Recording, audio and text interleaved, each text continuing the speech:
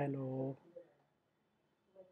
तुम्ही घराबाहेर असलेल्या मोकळ्या आकाशाकडे पाहिले असेलच. तुम्हाला काय दिसते? तळपता सूर्य, शीतल चंद्र आणि चमकते तारे. बरोबर? नाही, तुम्हाला ते सर्व एकाच वेळी दिसत नाही. दिवसा तळपत्या सूर्याकडे आपल्याला उघड्या डोळ्यांनी थेट पाहता येत नाही. सूर्यास्तानंतर रात्री आकाशात शीतल चंद्र आणि चमकते तारे दिसतात. तुम्ही कधी चंद्राचे दररोज निरीक्षण केले का?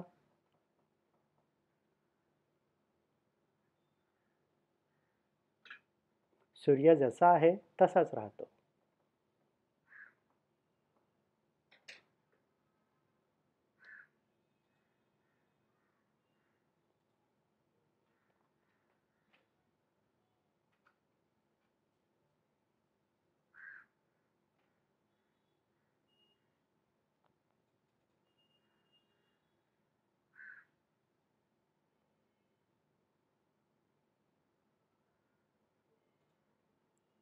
चंद्राचा आकार दररोज बदलत गेले असल्याचे तुम्ही पाहिले असेलच.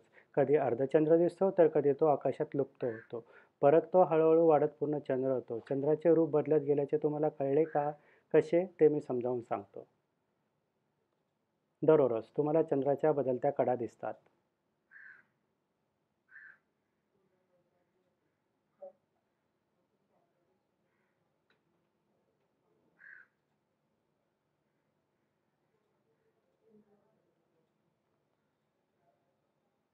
ज्या दिवशी पूर्ण चंद्र दिसतो, त्या दिवसाला पौर्णिमा असे म्हणतात. चंद्राच्या त्या विविध रूपांना विशिष्ट नावे आहेत. ज्या दिवशी चंद्र दिसेनासा होतो, त्या दिवसाला अमावस्या असे म्हणतात.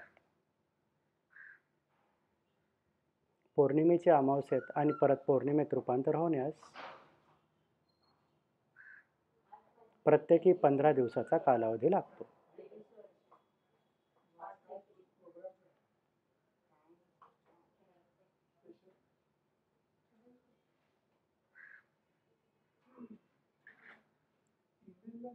याला चंद्रकला असे म्हणतात.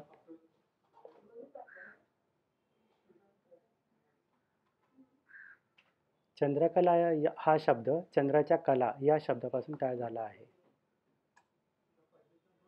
चंद्राच्या कला इक्वल चंद्रकला. कला या चंद्राच्या बदलत्या रूपांना कला असे म्हणतात.